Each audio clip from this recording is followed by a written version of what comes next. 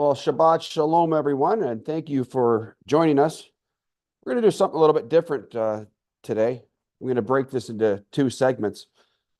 And the reason we're going to do that, we're going to get into our teaching in the second half of what we've been talking about. Excuse me while I grab my coffee as we sit back and relax today for a few minutes.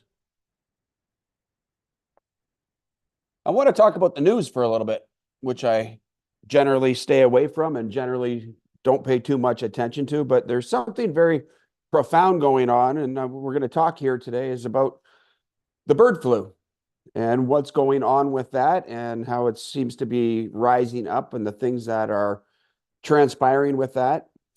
And the reason I want to bring it up because I don't want people to become complacent with it and in their preparation. So that's what we're going to go through for the first section of this and talk about this. And there's some things that we can compare it to, and there's some things from the pastoral versus the prophetic realm that have taken place over the last 3 years with, the pandemic. And you can see within that how a lot of people were misled, how a lot of people were told by their pastors that they should go and get their inoculations and whatever you'd like to call that, and it's all good, and if you don't do it, you're bad. And what were the three of us saying? Don't do it. Warning, warning, warning. Well, it always proves out to be right. Now, here's what we get into with the actual plagues that come to the face of the earth. And we know that this bird flu is coming to the face of the earth, but God does not send a plague to the face of the earth until everything else has been tried. And if you look at the state of North America, I guess we could just call it that, Canada, USA, many other parts of the world too, so don't think you're excluded from it. The UK is horrible for a lot of this stuff too.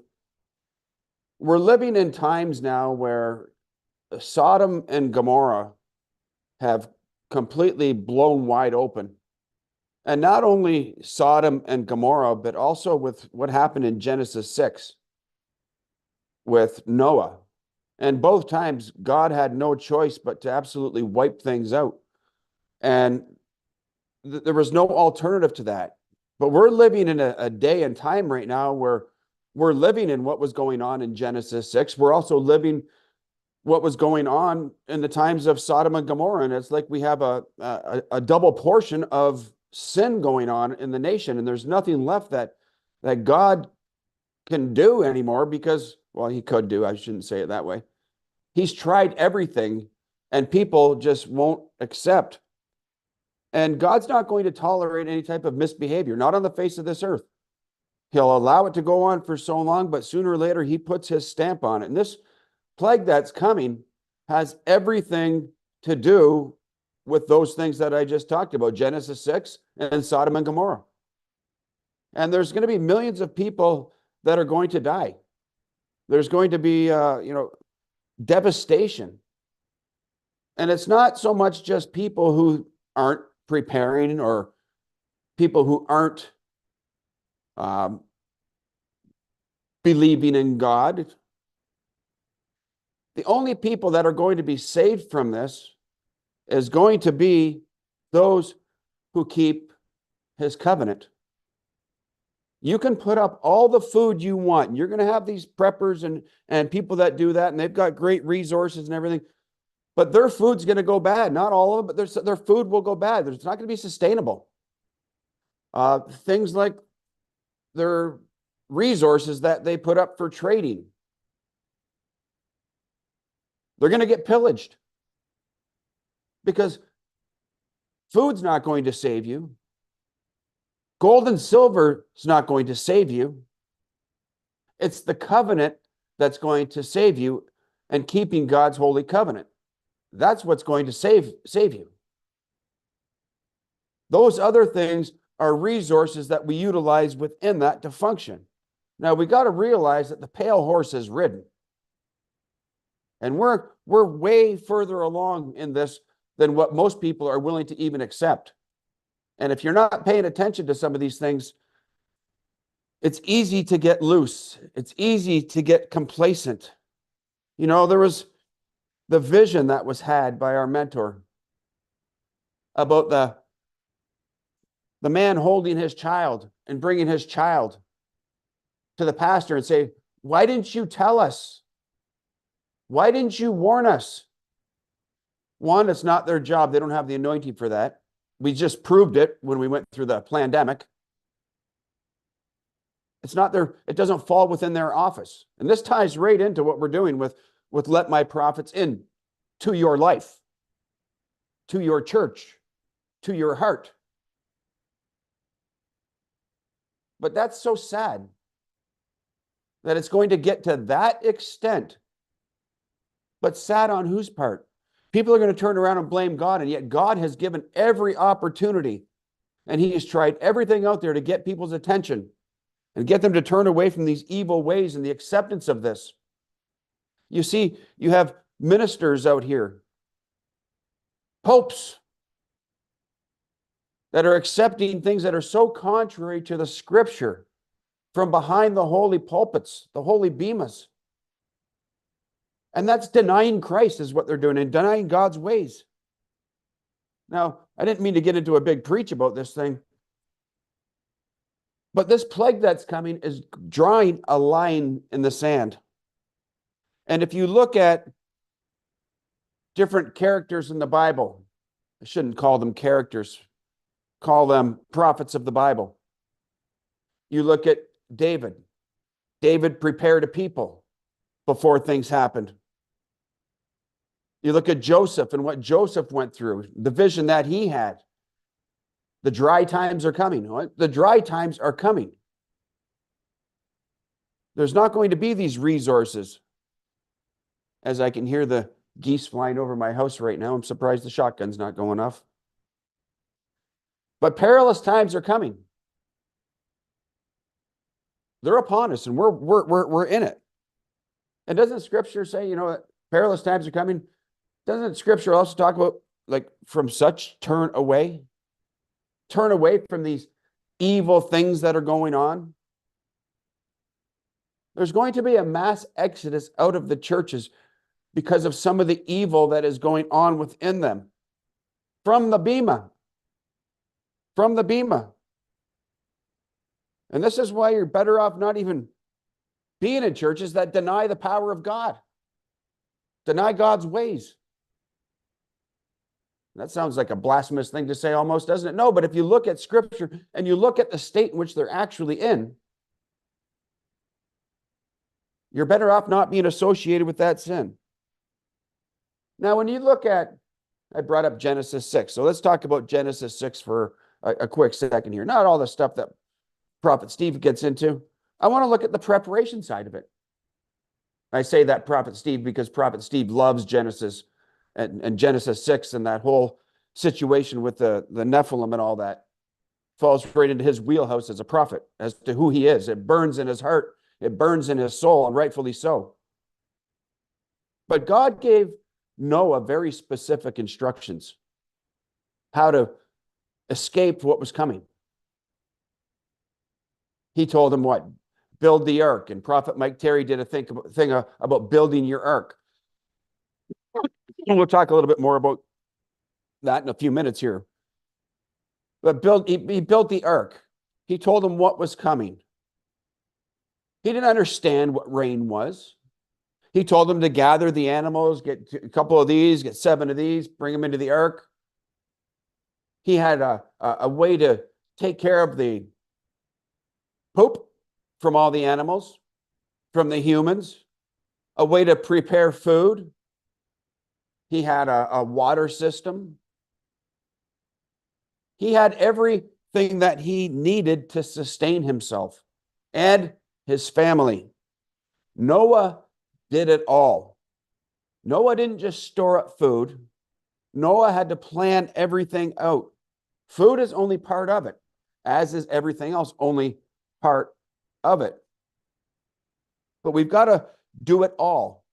And if you look at doing it all from a biblical perspective, You look in the book of Acts, doing it all.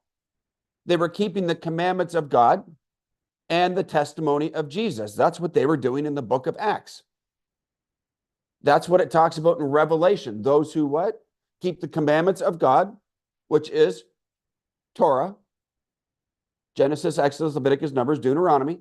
You'll find all the instructions in there from God to keep you sin-free. But people, well, we don't belong to that. Well, that's a whole other story in that one. But that's what they taught. And did these guys in the book of Acts, were they not saying, if somebody teaches you a different doctrine, run from it? That was their doctrine. That's what God was doing. So what's this got to do with preparation? It's back to the covenant of God. It's the covenant of God that will sustain you. And it's going to be God's children that will pull through it. There's going to be other pagans that pull through it. There's going to be other people that will pull through it. But to guarantee that you pull through it and yours pulls through it, it's going to be you keeping those things, the commandments of God, the covenant, the testimony of Jesus Christ. You see, the problem when plagues come, though, and warnings come, people don't heed to the warnings. And what we went through with this last pandemic, it's getting people a little bit complacent now, because now you get people talking, and we've been talking about this for 15 or 20 years now, that it's coming, but people are having a hard time taking it serious until it's upon them, until it's actually going. People are going to have a real hard time because they got buffooned once. Is that a word? I think it's a word. If not, we'll just create it. But they got buffooned once, and people don't want to fall for that again.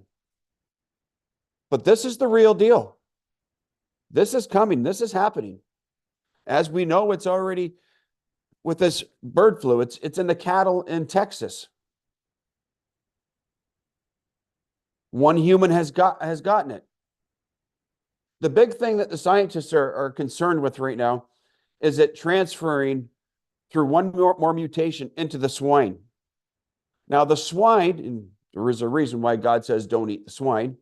The swine is so close to the human biology, the way that we're designed, that if it hits the swine, it's very, very easily transferable into human. It's upon us. And I don't want people to get complacent with their preparation. And this is where we're going to talk today. And just go through a list. Sit back, grab a coffee, have a donut. We have donuts too, don't we? But God will take care of you.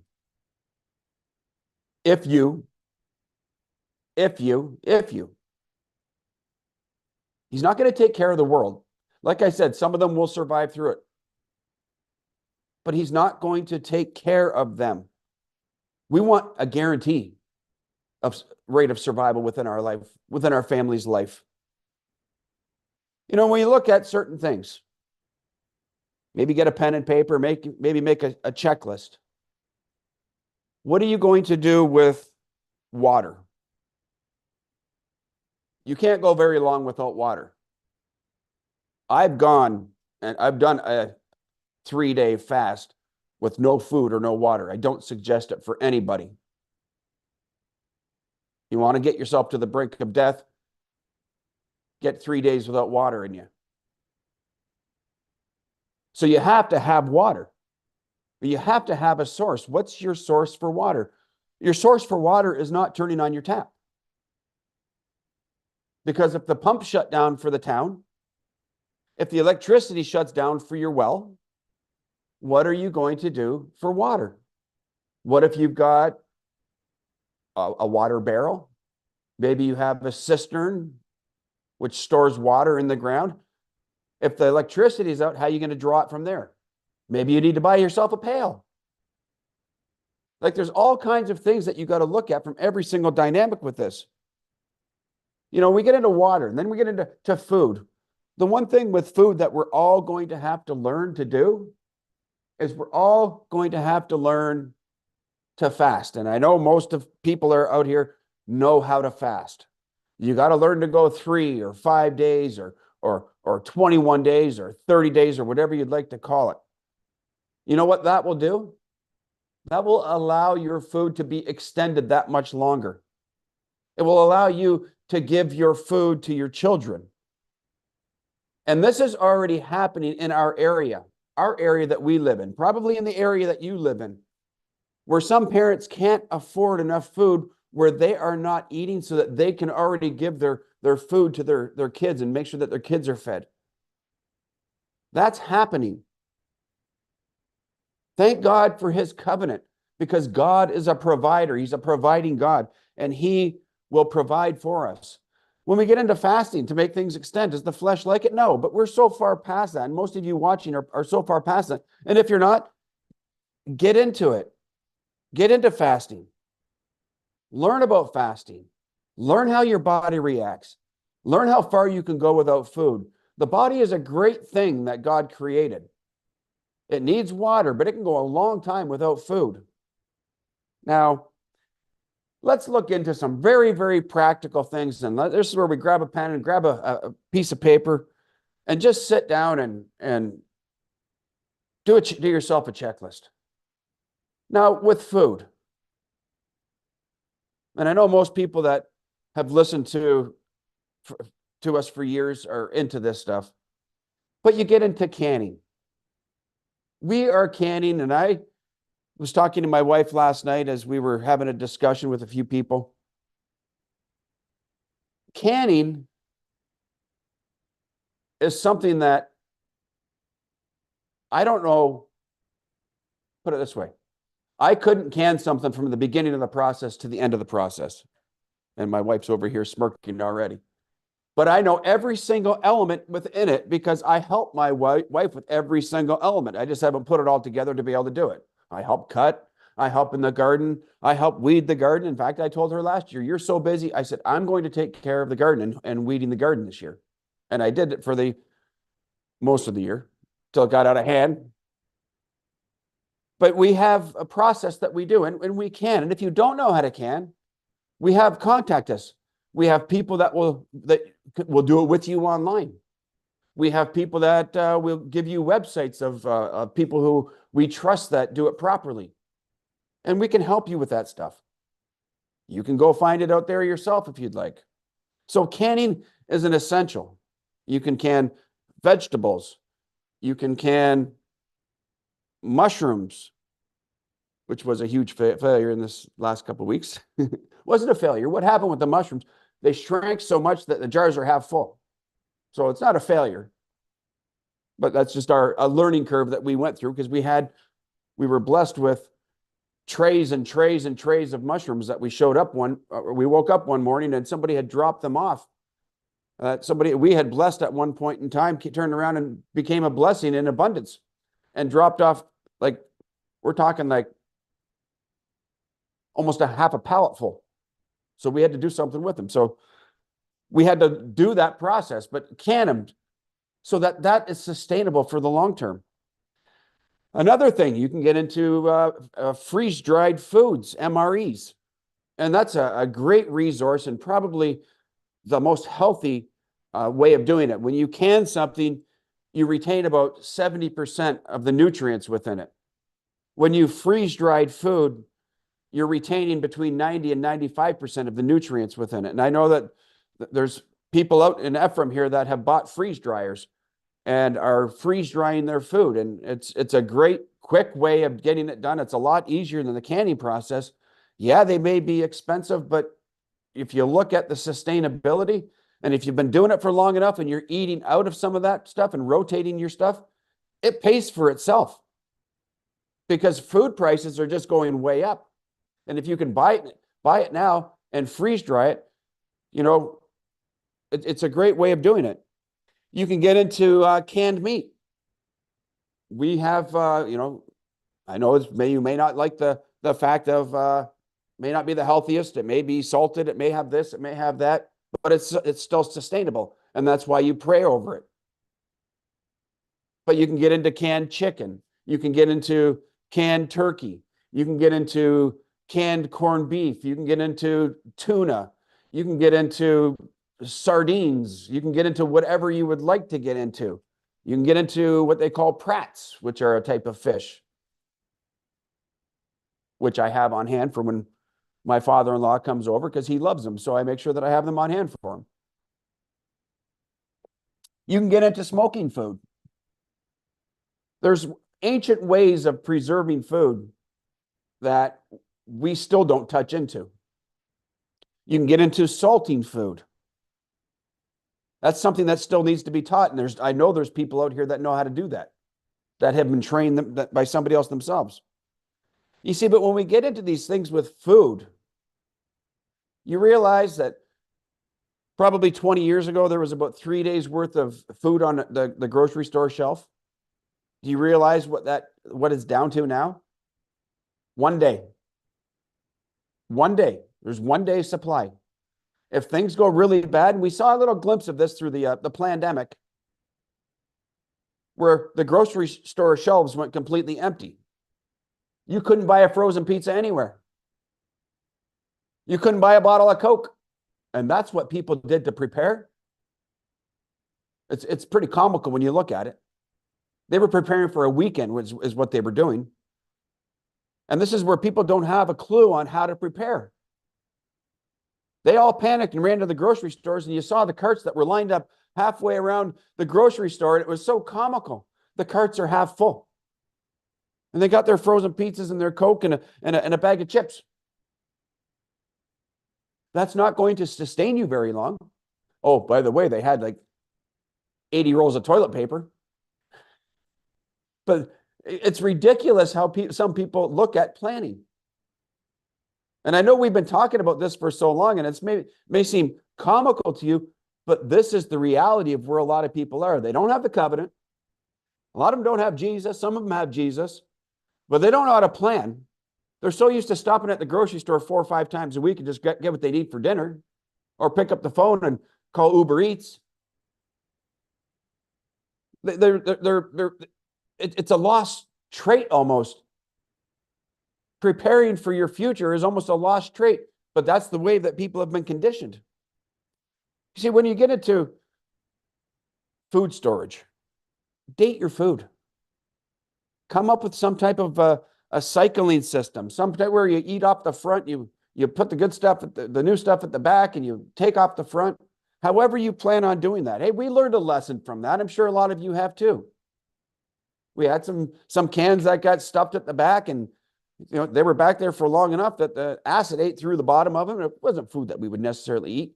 You can't eat 80 cans of big cans of kidney beans that we picked up real cheap at one point in time. And it leaks through.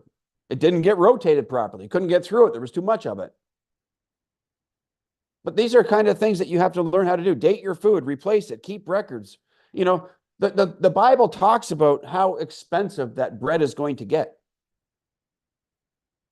Like, are you be able to see with the rates of inflation, the way that they're going right now?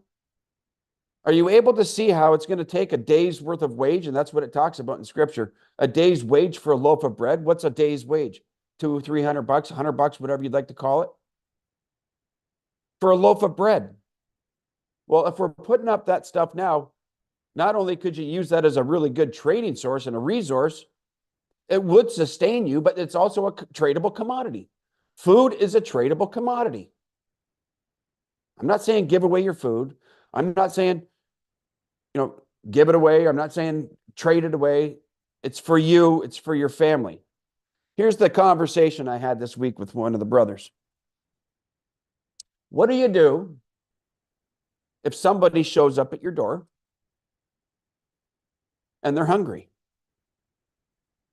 My answer to that was, after a few days, I'll open up the door. If they're still alive and they don't have the bird flu, I'll roll out a can of soup. There's one. You want the second one? Because I'm not going to waste my food. Because if you're not going to believe in Christ, the Messiah, and you're not going to keep the testimony, the covenant, the testimony and the covenant.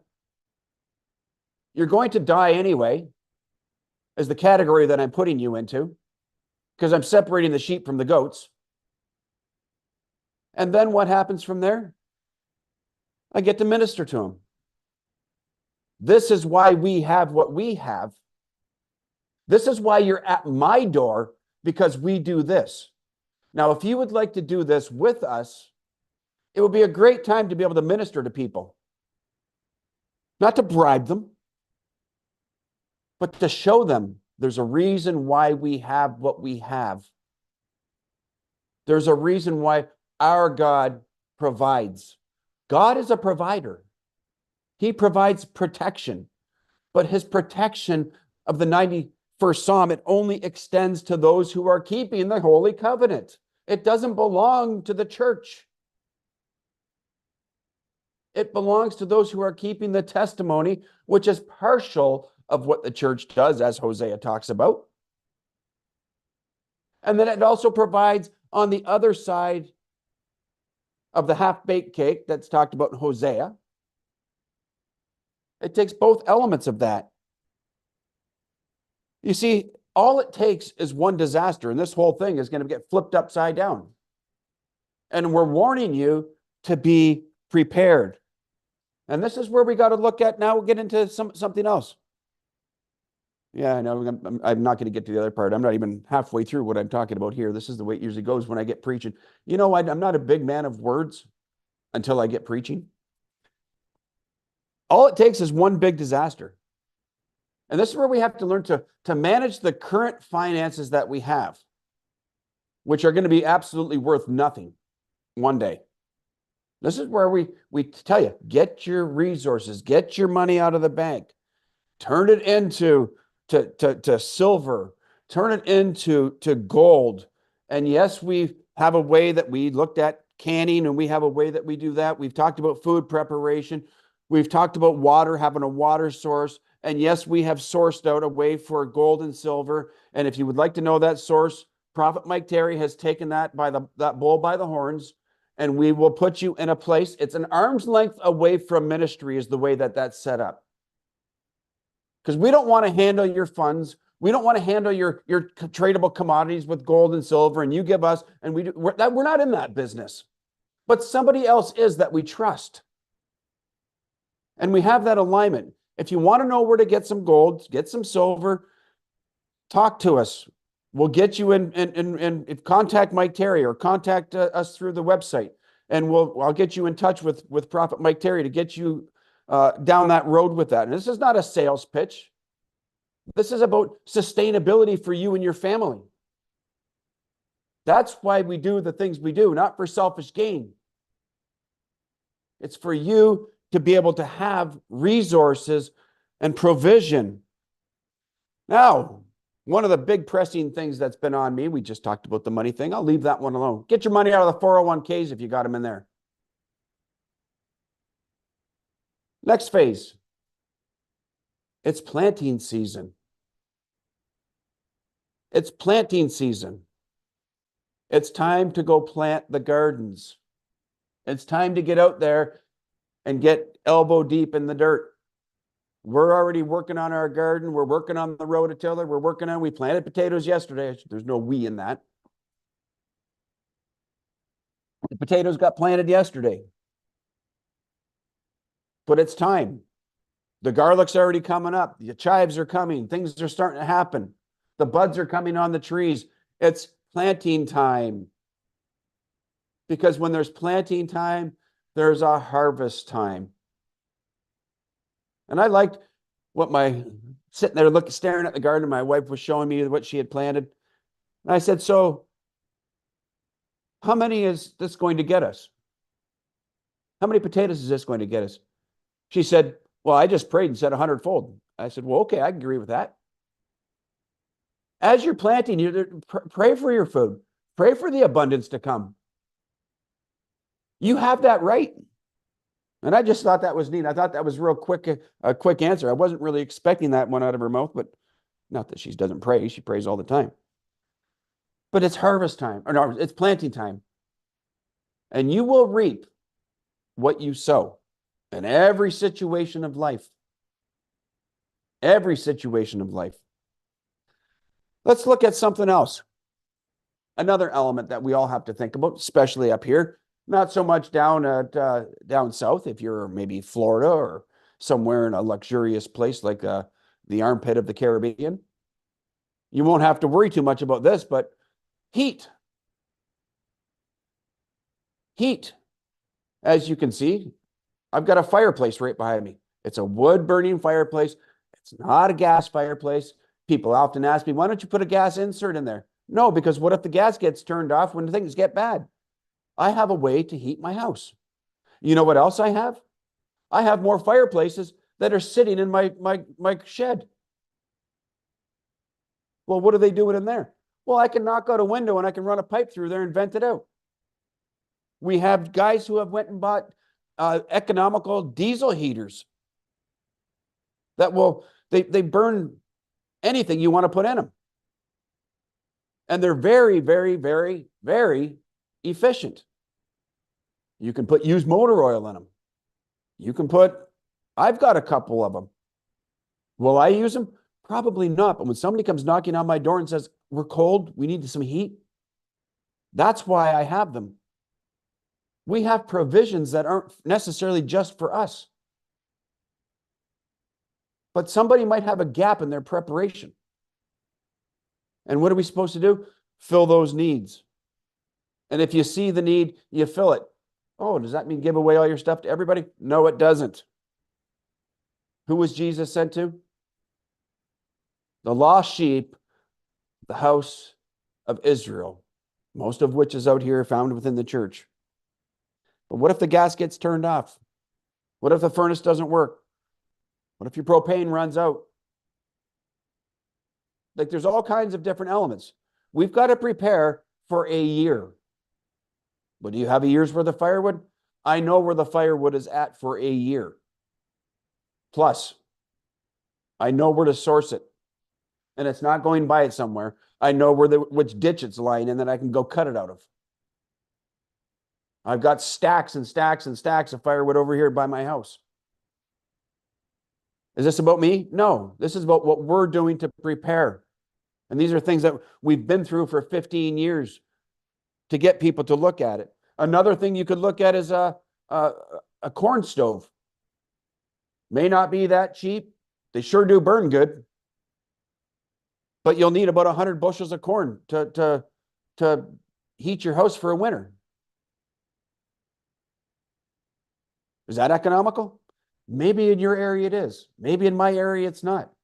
These are options that we've got to look at in sources. What if the electricity goes out? What are you going to do?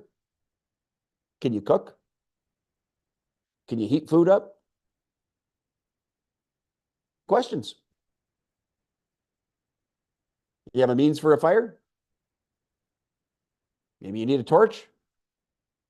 Maybe you got a kerosene stove. Maybe you got a propane stove that you can, hot plate that you can use. Butane. These are things that you got to look at. And people have to look at. You see, because you're going to run through situations and you're going to get gaps in your knowledge because we've never been through anything like this before. What's coming to the face of the earth, no man has ever been around this kind of stuff that's alive. Not even close to it. It's going to be devastation. You see, when it comes to, just reminds me of another conversation I had this week. You know, you're going to have the means to be able to go into some of these places where people have vanished or expired and take some of their resources too. Have you thought of that? Because that's going to happen. So now comes into a thing of what we like to call fishing rods. We'll just leave it at that. You'll figure it out. And fishing lures. Because you can retain anything that you can defend. You can have 5, 6 guys take over a food processing plant as long as you can defend it. Think about that. Now, who are your 5 or 6 guys? Think about that. Who can you trust? Who can you trust? It's usually the good old boys. It's usually people who are looking at this stuff already. They may not even be necessarily Christian. Well, that contradicts what you just said. I told you some people will be sustained out of this. Why? Because you need them. This is all about the Father and all about the Father's kids. But it's those of us who know our God. So look at a few things here. Let's get back to, I got a list here now that I want to go, how are we doing for time? Oh my goodness. We're going into a deep recession. Talk economics for a quick second. And things are getting harder and harder for people. And people could be sitting there saying, I can't afford to do any of the stuff you're talking about. Yes, you can. Yes, you can. You can afford to keep the testimony of Jesus Christ. You can afford to keep the covenant of God. That costs you nothing fiscally, financially, monetarily. The only thing that costs you monetarily is your flesh. And the one thing that people don't want to give up. That's what's going to sustain you. I don't want you to lose focus of that. But you can grab a can of tuna and put it away, throw it under the bed. You can do some of these small things. God will honor your effort. What did it take to feed 5,000 men and their families?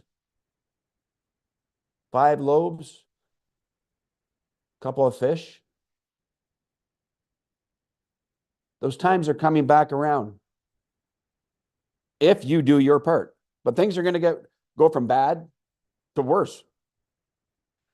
So let's look at this thing and let's get into, I've already talked about a lot of these things, but freeze-dried food, one of the most nutritious ways. You can get into smoking meat. I know that there's guys out here that smoke meat.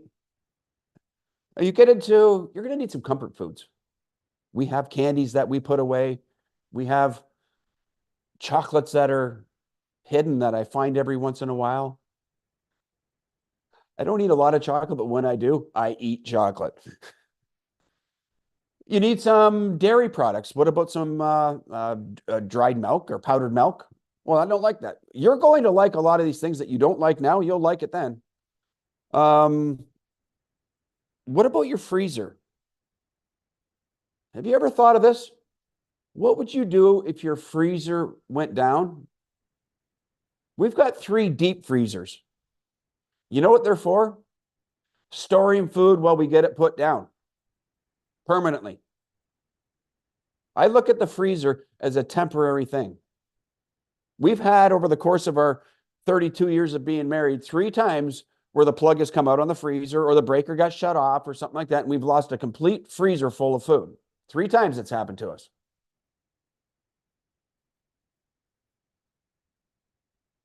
What if the electricity's out? You've only got so much time to do something about those freezers that are full. Like I said, we use that to cycle food in and stores it and back out. Or we keep the hamburger patties in there so temporary, we can come out, we can cook it, and we have a means to be able to cook 2 cows like that if we wanted to. Think about those things. Think about those things. What about generators? There's some really efficient generators out there, but they take fuel. Well, you might need some fuel. You might need a generator. You might want to get one. You might not want to get one. That's your choice. Canned food. Buy cases of it. You can get a discount on it. What it comes down to, and where I'm getting this from, this is a blog that Prophet did a long, long time ago. And I took notes a long time ago on just off the blog. This isn't from the preparation CDs. This is just off a blog that was done. But get off your butt and do something. Right back to where we started with complacency. If you don't think that there's some type of a crisis coming, what do you lose by doing any of this? Nothing. If you don't want to believe me,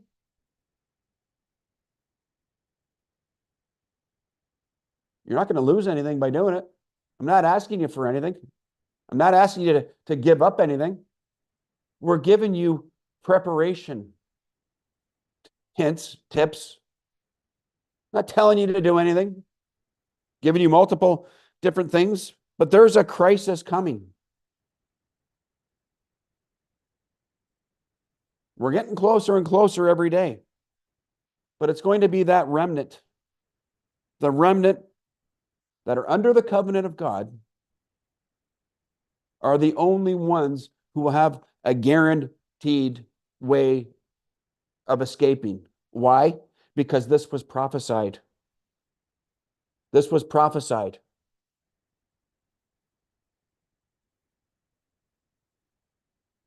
Contrary to most of the charismatic and contrary to some of the belief out there now, you need a prophet. Not a prophet, Phet. You need somebody who would stand there and say, with a pandemic, no, no, no, no, no. Don't buy into it. Don't take the foreign manna. And this one, we're saying, yeah, it's coming. It's going to happen. This is what you need to do to escape. Noah had to prepare. Joseph had to prepare. We have to prepare in order to make it through the things that are coming. Now, that went a lot longer than I thought it was going to go. I didn't want to get into all that the way it did, but it's not my choice. I don't make the rules. I just open my mouth. Prepare. If you want to know any more information, by all means, contact us. We'll get you in touch. We have some really good resources. We have people who know how to hunt. We have people who know how to garden. We have people who know how to farm. We know people and have people in the organization who know how to raise chickens. Oh, get yourself some chickens too. At least you'll have eggs. Get yourself a rooster so that you can have chickens, because when they come around and want to slaughter all the birds, better have a rooster. I'm not going to make a joke about that. But make sure you have these things. But we have these resources and we have talented people. You want to know how to make a windmill. You want to know about solar. There's different resources out there that we have people who have been doing this stuff for a long time already. Get in touch with us. Get in touch with us. But the biggest thing is, know what you have. And the bigger thing is, know what you don't have. Know where your gaps are. You know, when the pandemic came around, we didn't go to the grocery store for about a month. We ran a little test. And we found out where our gaps were. We hope you took the same thing too. I don't want to be around there with, people fighting over toilet paper and arm wrestling over this and fighting. No, we had sustainability for that long on the short. But know where your gaps are. Pull out your paper. Go through your food stores. Know what you have, know what you don't have. Look at your plate when you sit down for well, some of you are probably eating breakfast right now. What do you have on that plate? Look at your plate at lunch. What do you have on your plate for lunch? Do you have those resources to remake it? Look at your dinner plate. Do you have the resources to make that? A couple more things, and then I'll wrap up. The natural things that God has given us. I mentioned earlier there was geese flying over, and I've said I'm surprised the shotgun didn't go off. I wasn't talking about the neighbor. I was talking about my son. Because hunting is a great resource for food. Fishing is a great resource for a lot of different kinds of food. You ask anybody who's what would you call them, like a naturalist or somebody who's lives off the land, and if you gave them one choice to live off the land or the ocean, if that's all they had the resources, they would all pick the ocean. There is such a huge resource there of food. You get into the plant life that's in there. A lot of that's edible. Obviously, the fish. You can live off of that. The salt that it brings to you, that we all need salt. Remember what was it, 25 years ago? Don't eat salt, don't eat salt, don't eat salt. We need salt. But hunting and fishing, make sure you have a fishing rod. Make sure you have some knowledge maybe on it. Maybe you need some to know where to get some of that stuff. Maybe you need to buy a bow and arrow so you can, when the deer walks through your backyard, you can take it out and you have a meal for the community. Like small things like that. Well, I don't like looking at things like that. Well, you're not hungry enough yet. That's what it comes down to. You're not hungry enough yet. Most people who talk like that have never gone 30 or 40 days without food, fasting, and know what it's like. Push themselves to the very limits of life. You'll eat anything almost kosher. But those are resources that maybe we got to look at having. And if you want to know about those things, we have people who are into hunting. We have people who are into fishing. We have people who are into bow and arrows.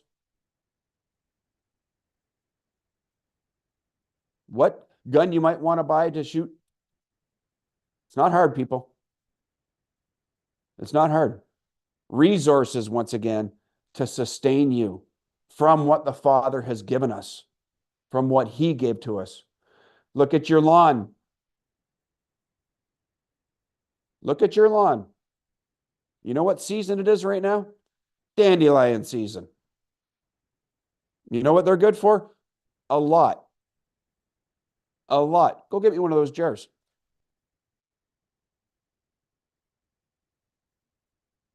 Why do I say a lot? Because you can these things.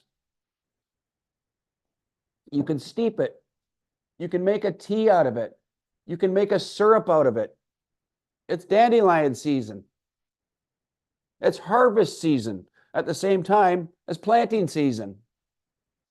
It's funny how God has this whole cycle that rolls through where you can plant some stuff, you harvest some stuff, but these are resources that we put up. And guess what we're having today for a snack after service? My wife made food, and she used the dandelion as the sweetener. I told her, I said, don't tell anybody until after. Well, I guess I just blabbed it out, sorry.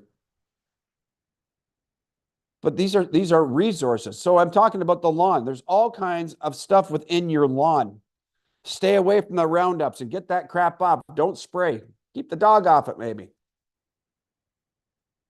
There's yarrow out there. There's all kinds of healthy things that are just naturally growing. It's a resource. Go find it. Maybe you don't want to pick it. Maybe it's in a ditch somewhere. Go find the ditch so you know where to go.